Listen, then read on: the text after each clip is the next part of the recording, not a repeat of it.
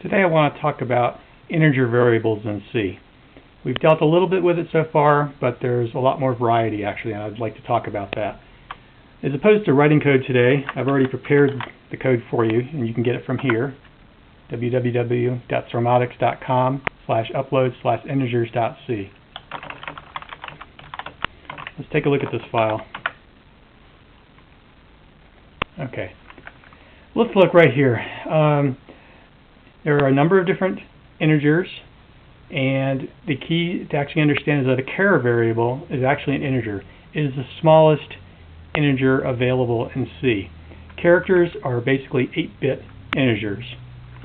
If you say char ch, that's the sort of declaration you want to do if you're actually dealing with characters. But for example, suppose you only want to deal with very small numbers between -128 to 127, then we can assign a variable, say ch1, we can declare it as a signed char. For unsigned char, we go from 0 to 255. So the distinction between signed and unsigned is very understandable. Unsigned char simply means you are in the range of positive numbers, 0 on up. And signed char, or any signed variable, means you're going from negative values to positive values. You should always pick the variable type that's the smallest for what you need. So you really, in essence, you need to know the range of your variables before you use them. If you're in doubt, of course, you should use the longest thing possible, or the biggest integer possible, but most of the time you'll actually know what you need, and you should use the shortest one because it takes the least amount of space in memory. Okay, your standard integer variable, which we've used in the past here, is declared simply as this int. We have short ints.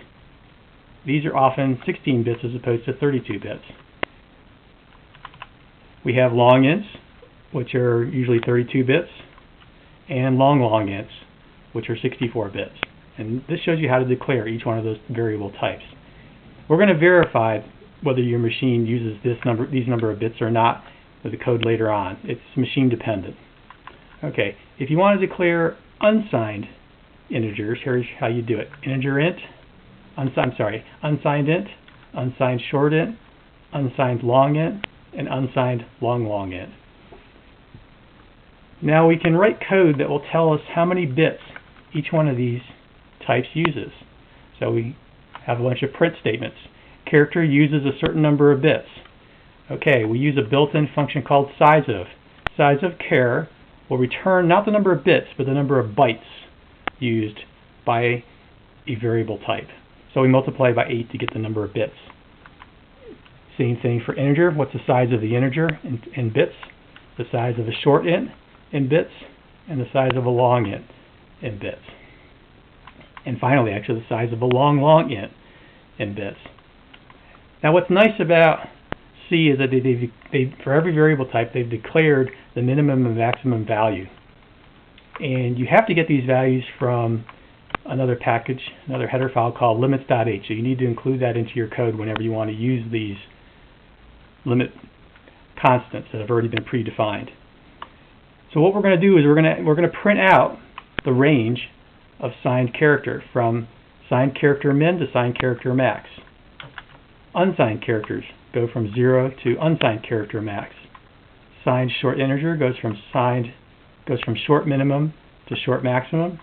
Unsigned goes from 0 to unsigned short max. Signed integers goes from negative int max -1 to negative int max. Unsigned integer goes from 0 to unsigned int max. Unsigned long integer goes from negative long max -1. The 1L refers to the fact that it's long, to long max. The unsigned long integer goes from 0 to unsigned long max. And then finally, rather big numbers, signed long integers go from L long max -1 to L long max. And the unsigned long integer goes from 0 to unsigned long max. Okay, a little bit more also on the printf statement. We've seen %d before, and you'll see that's what we use most of the cases here because those are integers. But when we have unsigned integers that we want to print, it's not %d, it's %u. Similarly here, similarly here. Now, when you're using longs, a standard long integer is %LD, as shown here. A long unsigned integer is shown here, %LU. A signed long integer, assigned long integer is %LLD. And finally, an unsigned long integer is %LLU. So you have to remember these conventions for the print statement when you want to print out long integers. Let's compile this code and see what happens. Okay, on my machine, and this is not going to be the same on every single machine, so you should run this code and check it. A character uses 8 bits. A standard integer uses 32. A short integer uses only 16 bits. A long integer on my machine uses 32 bits and is equivalent to a standard integer. A long integer uses 64 bits.